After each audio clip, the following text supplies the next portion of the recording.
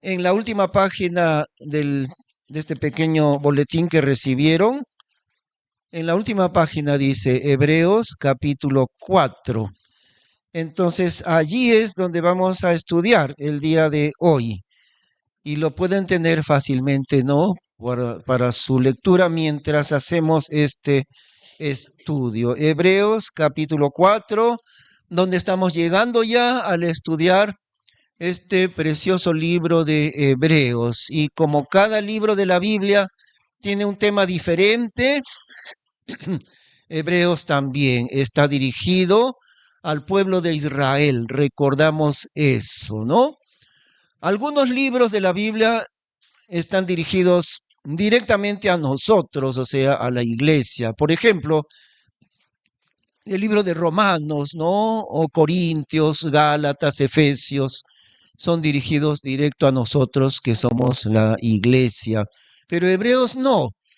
Hebreos no está escrito para la iglesia. Si bien es cierto que las enseñanzas de ahí son muchas para nosotros, eso sí, pero fue escrito a los hebreos. Hagamos una comparación.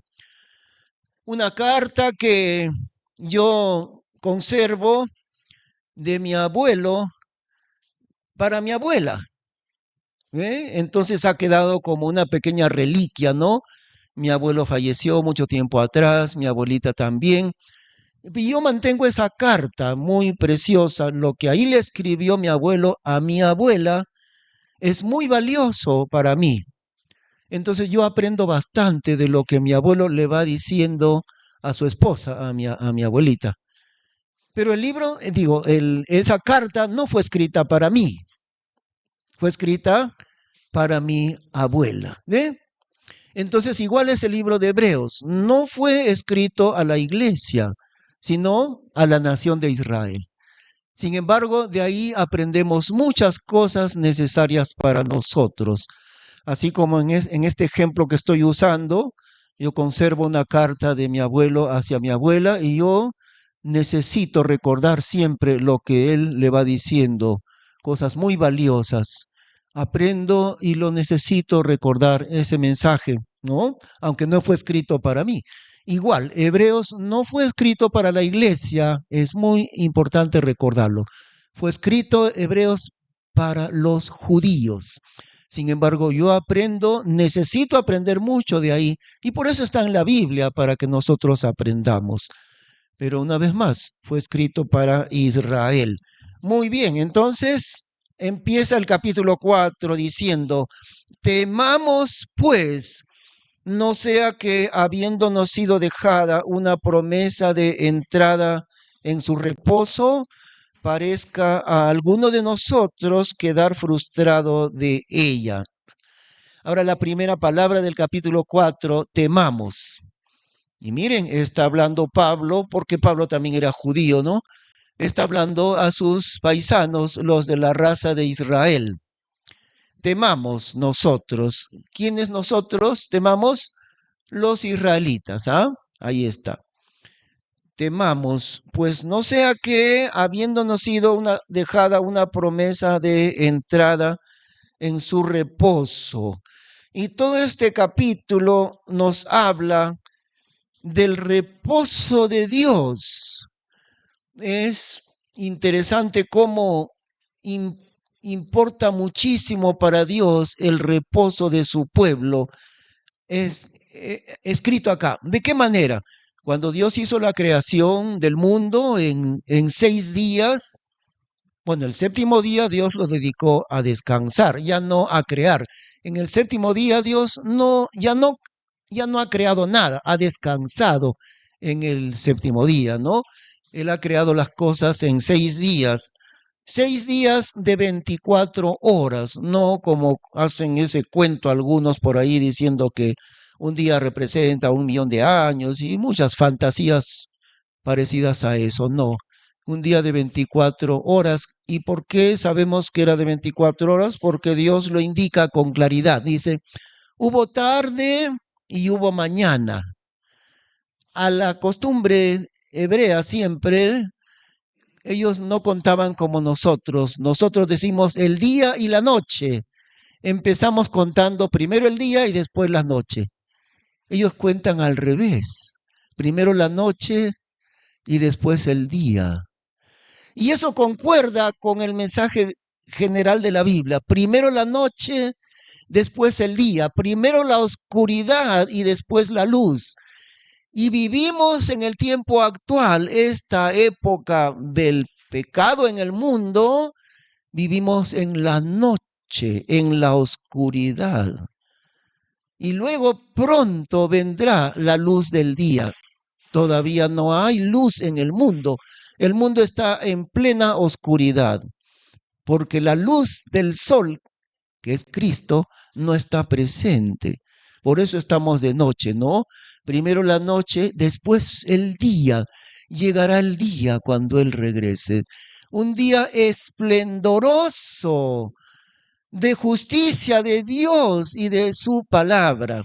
Mientras tanto, atravesamos la oscuridad de la noche en el tiempo actual. Y por eso, en la historia del hombre, primero fue la noche del pecado, que es ahora, y después recién vendrá el día. Así que en la costumbre de Israel, no es casualidad eso, ¿no? Ellos no cuentan el día y la noche, ellos cuentan la noche y el día. Primero la noche. Por eso en Génesis nos dice allí, en cada día de la creación de Dios, y hubo tarde, o sea, noche, ¿no? Y hubo tarde y hubo mañana, el primer día. Después dice, y hubo tarde y hubo mañana, el segundo día. Y hubo tarde y hubo mañana, el tercer día. Indicando sin lugar a ninguna duda, días de 24 horas. No periodos de tiempo representados por un día. 7 días en total, pero 6 días en la creación de Dios y un día para el descanso, para el reposo. Y por eso aquí nos está hablando Dios acerca del reposo. Temamos pues, no sea que habiéndonos sido dejada una promesa de entrada en su reposo, parezca a alguno de nosotros quedar frustrado de ella, es decir, a los de Israel. Entonces, recordamos la historia de Israel, la esclavitud en Egipto. Nosotros no hemos pasado esa historia, por supuesto, ¿no? Por eso todo está relacionado con los judíos. La historia de Israel en la esclavitud, 400 años, 400 largos años en Egipto. Ese tiempo de esclavitud muy dura, muy cruel, esa esclavitud en la que estaba Israel. Pero había una promesa de Dios acerca del reposo. Y el reposo iba a ser que Dios los iba a sacar de ser esclavos y los llevaría a la tierra que corre leche y miel, a la tierra de Canaán. Y así fue, Dios cumplió su promesa. Dios los sacó de allí y los llevó a la tierra de Canaán. Una tierra tan rica en su agricultura que Dios le llama una tierra que fluye, que corre leche y miel, ¿no? Súper abundante. Dios les dijo que les iba a sacar de aquel cruel estado de esclavitud para llevarlos al descanso, para llevarlos al reposo. Ahora, este asunto que es algo físico, ¿no? La cruel esclavitud corporal, y después de eso el descanso, el reposo, es señalado aquí en este capítulo ya no como el reposo del cuerpo, sino el reposo espiritual. Todas estas cosas eran simbólicas de lo que es espiritual. Y eso el hombre no lo entiende a no ser que lo encuentre y que lo estudie en la Biblia. Todo lo que está en la creación es porque Dios ha puesto en su creación símbolos espirituales. Por ejemplo, mencionaba hace un momento al Señor Jesús.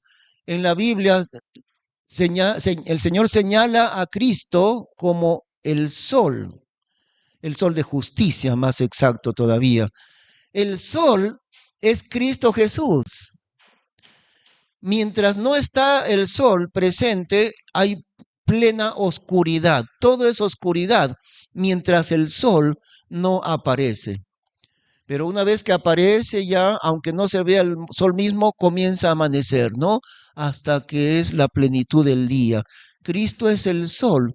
Por eso está creado aquel sol que nos ilumina, porque ese sol representa al Señor Jesús.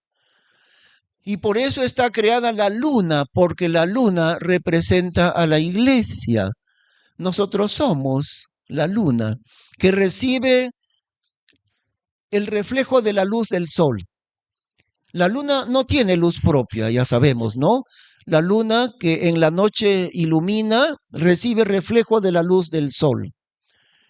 Y esa reflexión de la luz del sol la tiene la luna para iluminar un poco, iluminar en la noche. La luna no puede iluminar como el sol, pero de todas maneras da un poco de luz, lo suficiente para que uno pueda al menos no perderse del camino en una noche oscura. La luna es la iglesia.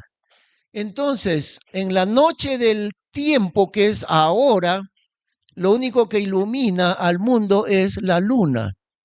Su luz es débil, es la iglesia. Lo único que ilumina al mundo en este tiempo de oscuridad y de pecado, la única luz que se puede recibir es la luz de la iglesia. Y su luz no es tan poderosa como el sol, ¿no? Como Cristo, pero la luz de la iglesia es suficiente para que el mundo pueda llegar hacia Cristo, para que el mundo pueda encontrar el camino hacia Dios. Esa luna es la iglesia. Entonces, si todas las cosas las ha hecho Dios como símbolos espirituales, el reposo de la esclavitud de Israel llegaría cuando Dios los hiciera entrar en la tierra prometida. Y así fue, porque entraron en la tierra prometida y llegaron al reposo de Dios, encontraron el reposo de Dios. Y por eso nos habla aquí de la promesa de reposo. Temamos, pues, no sea que habiéndonos sido dejada una promesa de entrada en su reposo, parezca a alguno de nosotros quedar frustrado de ella. Seguimos en el versículo 2. Ahí lo tienen ustedes en las hojas. Seguimos en el versículo 2. Porque también a nosotros nos ha sido anunciada la buena nueva como a ellos. Mas la palabra oída no les aprovechó a ellos, no siendo mezclada con fe en aquellos que la oyeron. Entonces, versículo 2, porque también a nosotros nos ha sido anunciada la buena nueva. Cuando dice también a nosotros, está hablando de los judíos en el tiempo de Pablo, ¿no? Al ser escrita la carta de Hebreos. Entonces ya vemos. En el versículo 2 dice nosotros y también dice ellos. Entonces, ¿quién es nosotros en el versículo 2? ¿Quién es? Los judíos del tiempo del apóstol Pablo. Muy bien. ¿Y quiénes son ellos? ¿Quiénes son ellos del versículo 2? Los judíos del tiempo del Éxodo, el tiempo de la esclavitud, ellos, ¿ven? Cuando dice ellos se refiere a los mismos judíos, pero en el tiempo que salieron de la esclavitud de Egipto y que iban a encontrar el reposo de Dios. Muy bien, entonces, que no les aprovechó la palabra a ellos, ¿por qué? No siendo mezclada con fe en aquellos que la oyeron. Y aquí están las dos cosas que la persona necesita para recibir y entender la voz de Dios. Nos dice que la palabra oída no les aprovechó a ellos. Los judíos del tiempo del Éxodo no les aprovechó la palabra de Dios. ¿Por qué? ¿Por qué no les aprovechó? Porque no fue mezclada con fe. en aquellos que la oyeron. Para recibir la palabra de Dios no solamente es necesario escucharla, sino que tiene que estar acompañada de la fe en la persona que escucha. De otra manera, de nada sirve oír la palabra de Dios. En la parábola del sembrador nos dice que hay 4 tipos de terreno. La parábola del sembrador, Jesús dice, el sembrador salió a sembrar y mientras sembraba, una parte de la semilla cayó junto al camino. La semilla es la palabra de Dios. Y el terreno es el corazón de las personas. Y entonces dice el Señor, la semilla es una sola, la palabra de Dios, pero el terreno, hay terrenos diferentes. Y el primer terreno donde cayó la semilla es junto al camino. La tierra estaba muy endurecida porque caminaban la gente sobre él, ¿no? Sobre el camino. Y al estar la tierra endurecida, la semillita cayó encima y no entró nada. Vinieron las aves y se comieron la semilla, porque el terreno estaba duro. Y luego Jesús interpreta la parábola y dice, este terreno endurecido representa el corazón que no está preparado para oír la palabra de Dios. Cuando alguno no entiende la palabra del reino, viene el malo, Satanás, y arrebata lo que fue sembrado en su corazón. Esa es la semilla junto al camino. El corazón de esta persona no está preparado, mejor dicho, está endurecido.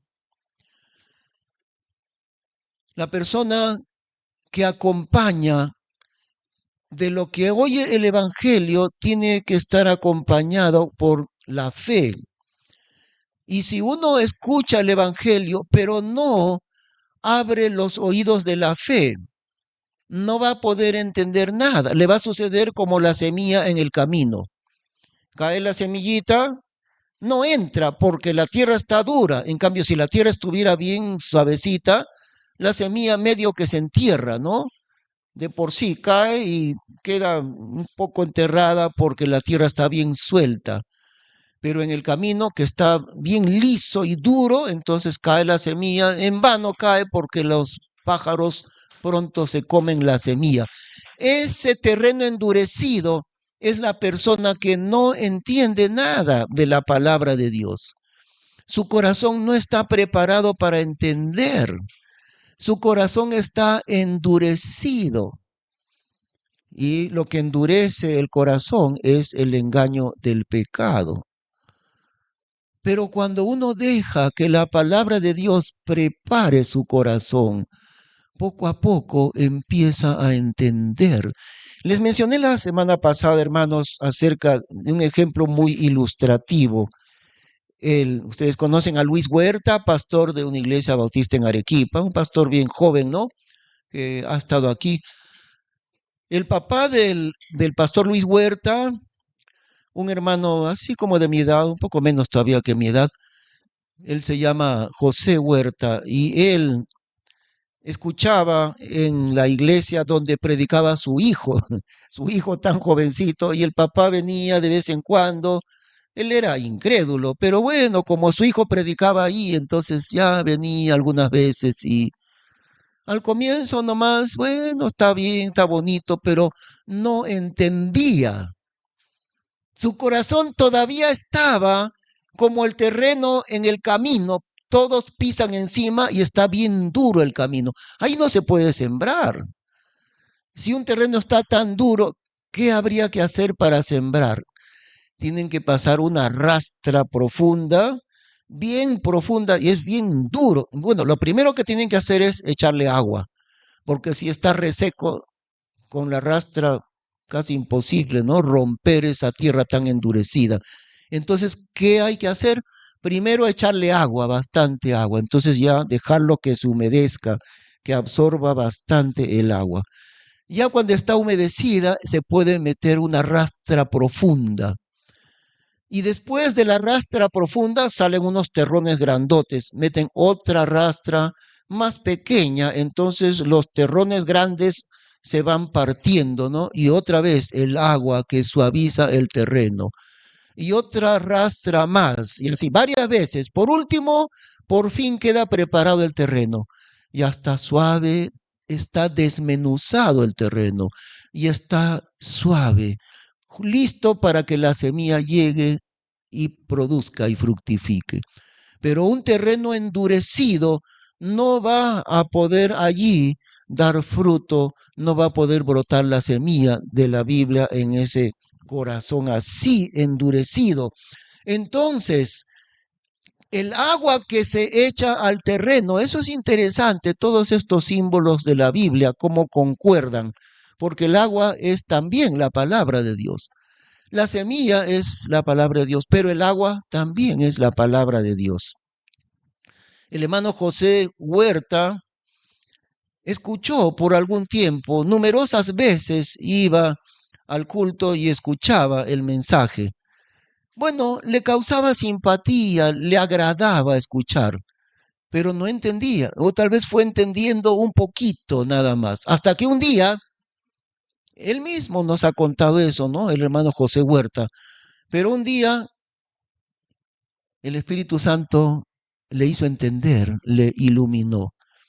Y ese día él le dijo a su hijo que predicaba, ya te entendí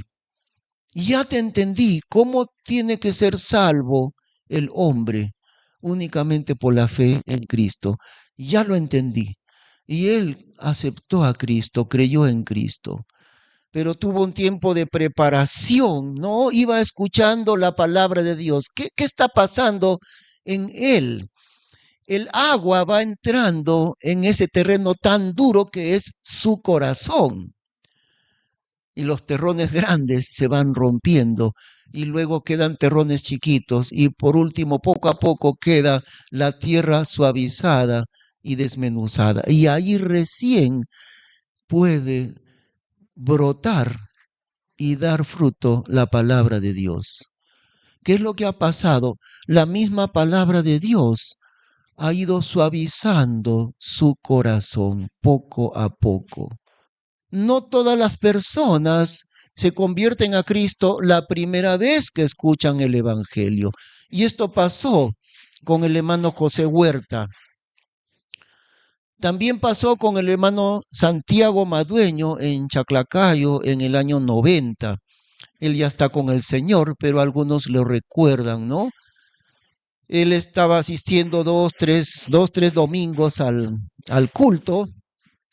Entonces yo le pregunté, ¿no le gustaría a usted aceptar a Cristo? Y me dijo, no, por favor, nomás déjeme escuchar. Ah, muy bien, perfecto. Entonces, todos los domingos ahí estaba él, escuchando, como que investigaba y decía, ¿será verdad esto? ¿Será cierto? Y una persona de edad, pues, ¿no? Él tenía como 70 años y él no se convencía así nomás. Y está bien, pero cada domingo venía. Y después de un tiempo, él mismo me dijo, ya no le pregunté, pastor, yo quiero bautizarme. De frente, ¿no? Había entendido la palabra de Dios, el agua había entrado en ese terreno duro, y poco a poco había suavizado el terreno, es decir, el terreno de su corazón. Y entonces es tan importante acercarse a Dios de esa manera. Yo lo he podido ver en varias personas. Había alguien que se llamaba Juan de Dios Guerrero. Estamos hablando de alguien de muchos años atrás, pero yo he leído su testimonio.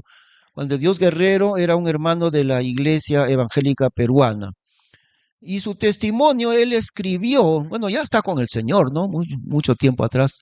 Pero Juan de Dios Guerrero, más o menos en 1910 o 1915, en esos años, había un misionero que vino que se llamaba John Rich, un escocés que vino a Lima, las primeras iglesias en Lima, iglesias evangélicas.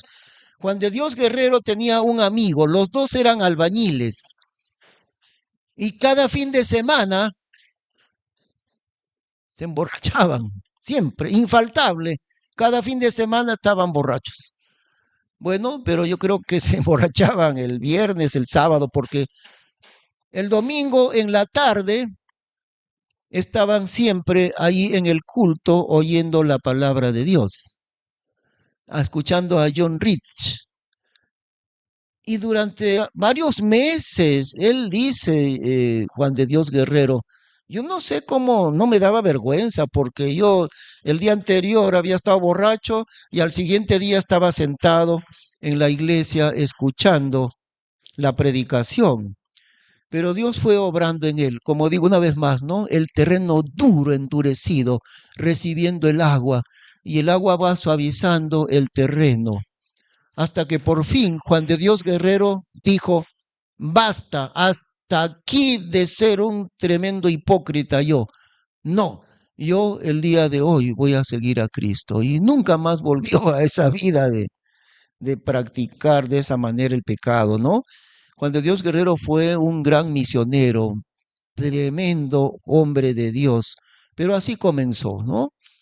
Entonces, algunas personas conocen a Cristo inmediatamente la primera vez, otros no, tienen su corazón todavía endurecido.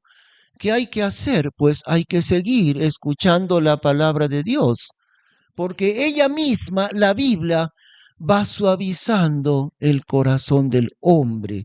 Por eso, hasta que llega el momento que la Biblia germina y brota. Porque la semilla, el Señor Jesús dice, el sembrador salió a sembrar. La bulla. El sembrador salió a sembrar y la semilla cayó y entonces comenzó a brotar, ¿no? Entonces, en el corazón endurecido, la misma Biblia lo suaviza.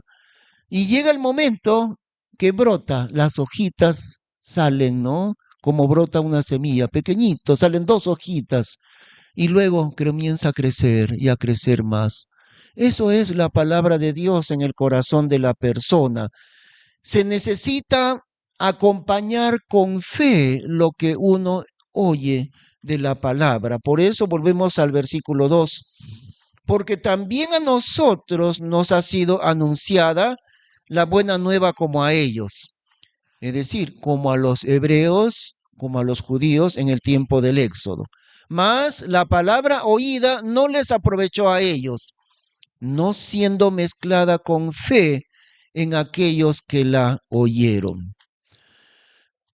Necesitamos poner el oído de la fe a la palabra de Dios para poder recibirla. No hay otra forma. La única forma de llegar a Dios es por medio de la fe. Versículo 3. Entramos empero en el reposo los que hemos creído de la manera que dijo. Así que juré en mi ira si entrarán en mi reposo, aún acabadas las obras desde el principio del mundo. Ahora aquí menciona a Dios en su creación, en el libro de Génesis, diciendo que ya las obras de Dios estaban acabadas desde el principio del mundo. Y entramos empero en el reposo los que hemos creído. ¿Qué reposo hay cuando uno cree en Cristo? Descansa de su carga de conciencia. ¿Por qué razón? Porque los pecados los ha llevado el Señor Jesús. Para mí fue esa una enorme experiencia. ¿Saben que se hizo realidad exactamente? Yo tenía 20 años en abril de 1977 y ese fue el momento verdadero de mi conversión a Cristo. Yo había leído un libro cristiano muy leído que se llama El progreso del peregrino, de Juan Bunyan. En la historia del progreso del peregrino, él identifica al cristiano como alguien que va marchando hacia la ciudad celestial. Entonces el peregrino en esta historia, ¿no? Claro, es una novela, pero es la vida de un cristiano en general. El peregrino llega a una cuesta y allí encuentra la cruz de Cristo, o mejor dicho, encuentra al Señor Jesucristo, no a la cruz misma, sino a Cristo, lo encuentra allí. Y cuando él ve a Cristo en ese lugar, el peregrino siente que de la espalda se le desprende una enorme mochila que él llevaba. El peregrino llevaba en la espalda una mochila pesadísima y a las justas podía caminar. Pero cuando él llega en esa cumbre y ve a Cristo por la fe, es decir, por la fe, todo ese peso que llevaba terrible en la espalda se le cae solita y comienza a rodar por el abismo. Se desapareció la enorme carga que él llevaba en la espalda. Y yo sentí exactamente eso, hermano. Yo recordé la historia del el progreso del peregrino, porque yo tenía 20 años, como digo, en abril de 1977. Y ese día que Dios tocó mi corazón, yo sentí igualito. Aún mi cuerpo lo sentía tan ligero. Una enorme carga desapareció de mi corazón. Y eso es la carga del pecado. Simplemente desapareció esa carga del pecado dentro de mi alma. Y nunca más ha regresado esa carga. No ha vuelto nunca. Porque el Señor sigue perdonando mis pecados. Por eso es, para eso fue derramada su sangre preciosa en la cruz del Calvario, para lavar nuestros pecados. Y por eso dice en el libro de Pedro, dice que nosotros los creyentes en Cristo, para obedecer y ser rociados con la sangre de Jesucristo. ¿Y por qué dice ser rociados con la sangre? Porque en el tiempo antiguo Dios había establecido en el culto del templo en Israel, no en los gentiles, en Israel estableció Dios. Cada día el sacerdote ofrecía diversos sacrificios.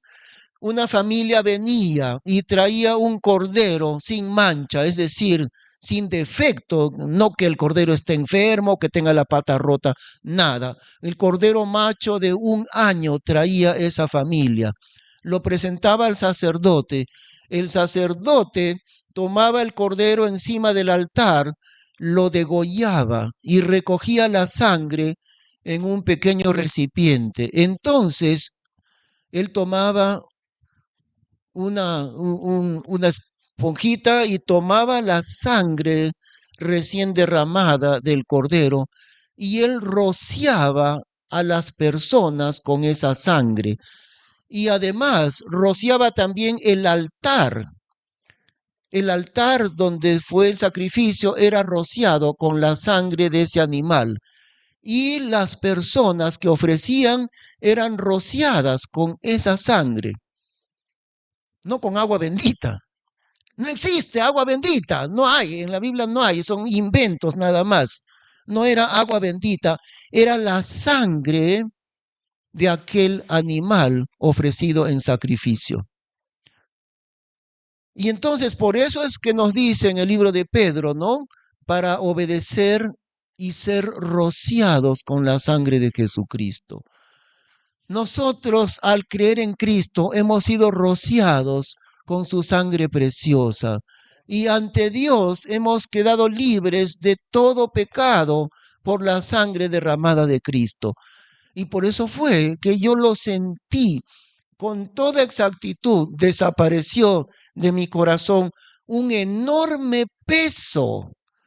Y ese día, en abril del año 77, ese día yo me di cuenta recién cuán grande es la carga que el hombre lleva dentro de su conciencia, que yo llevaba dentro de mí.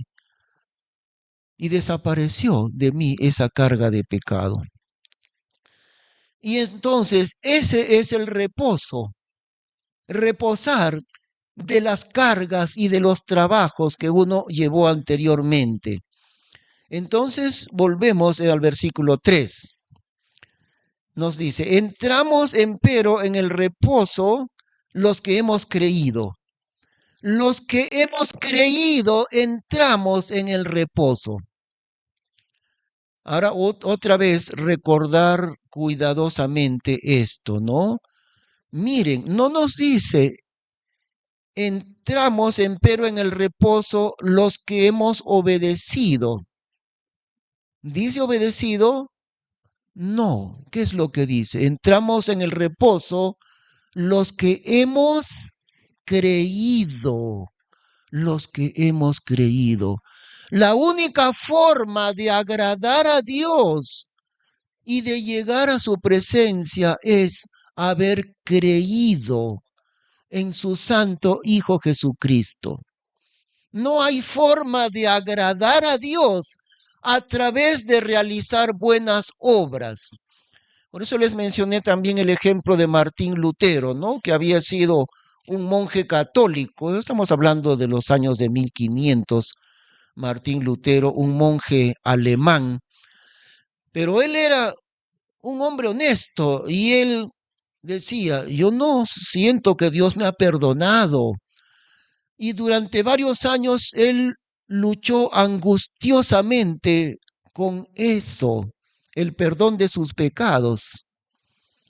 Y trataba de hacer muchas penitencias. Bueno, ya era un monje católico, ¿no? Y se supone que lleva una vida buena, pero él trataba de hacer muchas penitencias. Un día, estando en Roma, subía las escalinatas de Roma de rodillas. Qué difícil será subir una escalera de rodillas, pero Lutero estaba haciendo eso.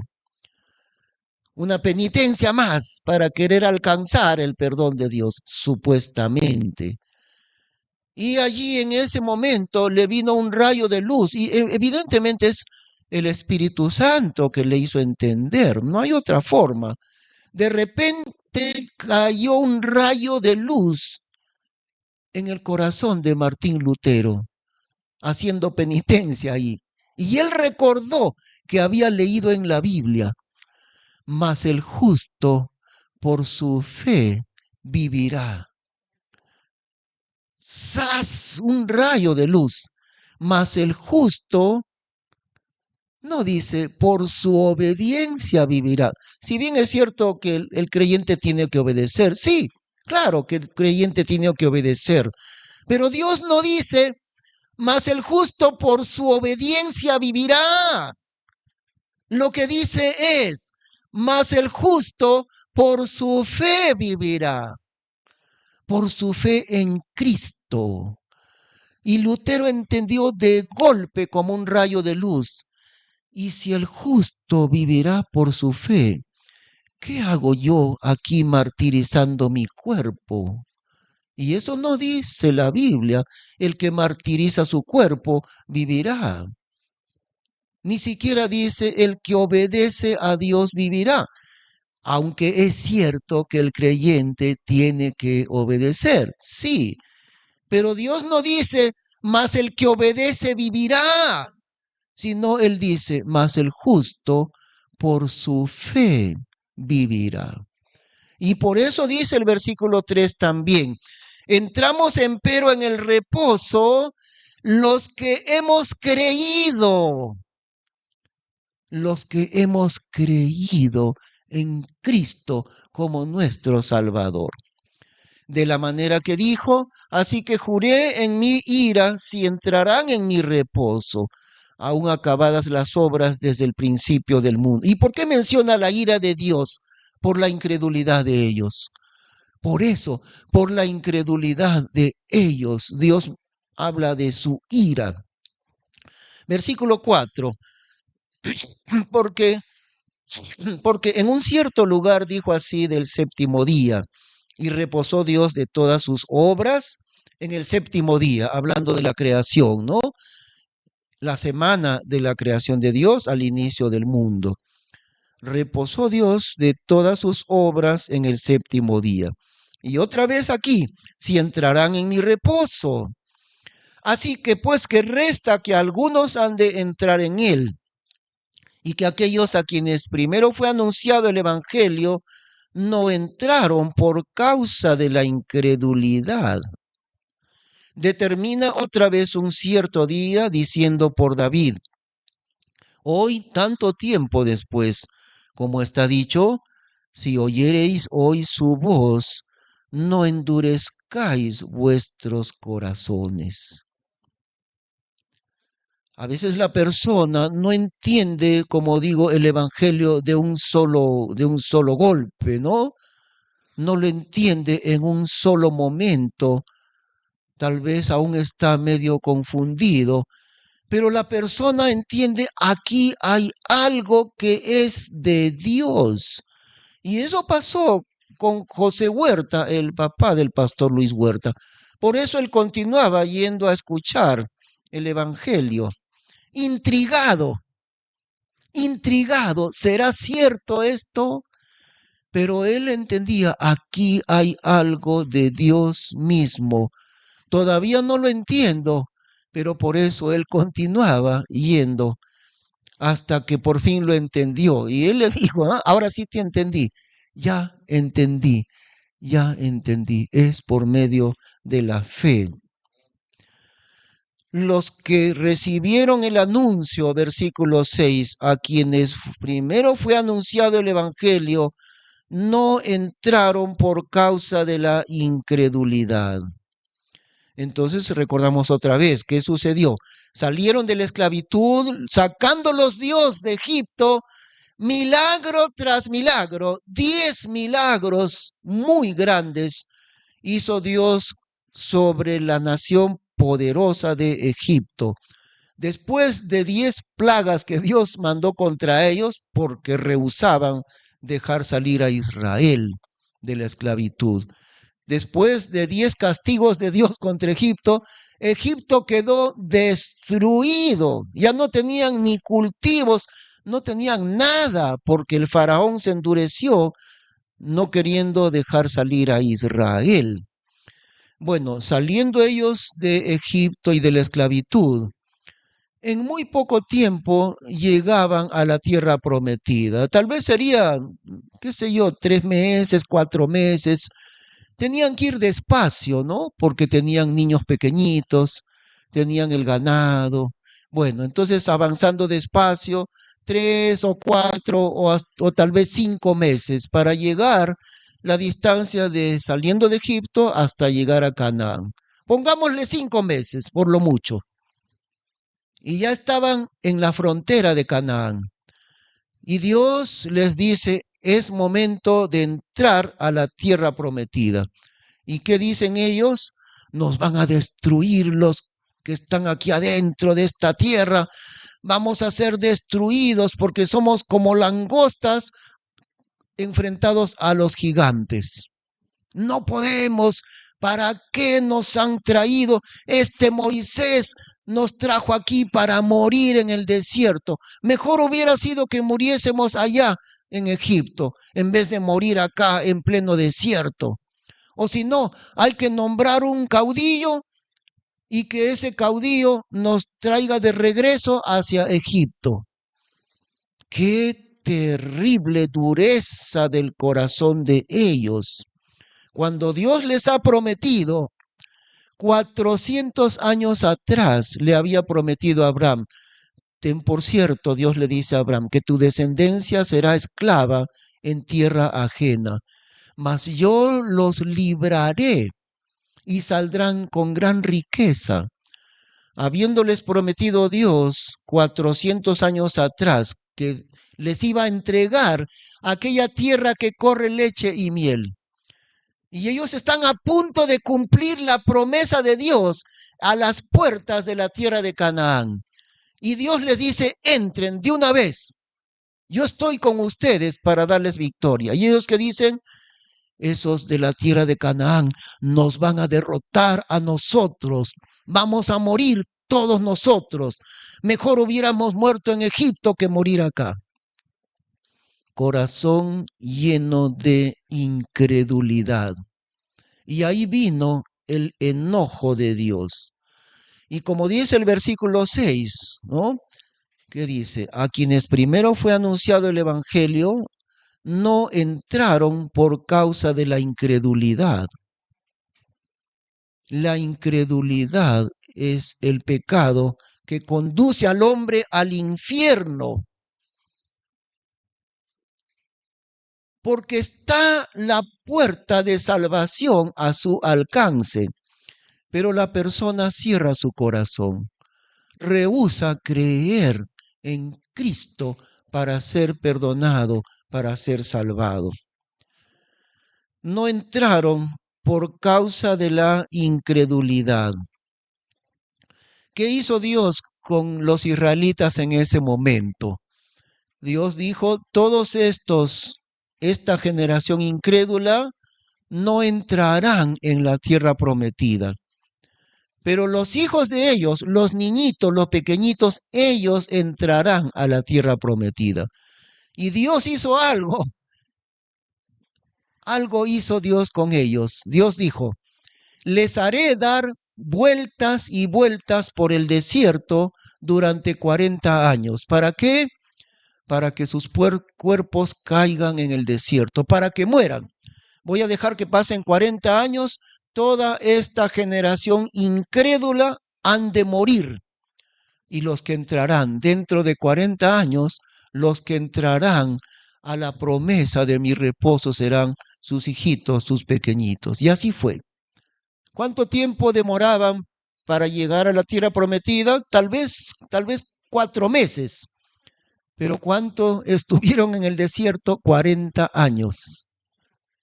No era necesario vagar y vagar 40 años. Fue por causa de su incredulidad que Dios les puso de esa manera. No endurezcáis vuestros corazones. Eso es lo que dice Dios. Versículo 7. Determina otra vez un cierto día diciendo por David, hoy, tanto tiempo después, como está dicho, si oyereis hoy su voz, no endurezcáis vuestros corazones. Tal vez uno no entiende bien, ¿no? No importa que no entienda bien, pero lo que sí entiendo, aquí me está hablando Dios. Y eso es lo que hizo el hermano Santiago Madueño, ¿no? En realidad, desde el primer domingo que empezamos en Chaclacayo, 1 de abril del año 90, él asistió allí. Y el hermano pensaba, yo no entiendo, por eso cuando yo le pregunté, ¿usted quiere aceptar a Cristo? No, déjeme escuchar, déjeme entender. Muy bien, perfecto.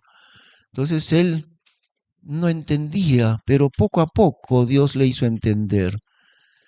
Si oyereis hoy su voz, no endurezcáis vuestros corazones. Eso es lo que dice Dios. Vamos a orar. Señor, gracias porque tú nos has hablado en esta mañana. No hay manera de llegar a Dios si no es por medio de la fe.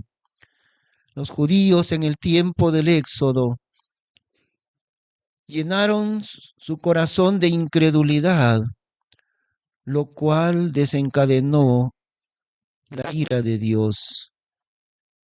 Pero nosotros queremos, en lugar de ser incrédulos, estar llenos de fe, Señor Padre Santo. Como tú has dicho en tu palabra, el que cree en el Hijo tiene la vida, mas el que rehúsa creer en el Hijo no verá la vida, sino que la ira de Dios es sobre él. El que cree en el Hijo tiene la vida. Gracias a Dios por eso. Gracias te damos, Padre Santo, en el nombre del Señor Jesús. Amén. Hermanos, les invitamos por favor a ponerse de pie para cantar el último himno.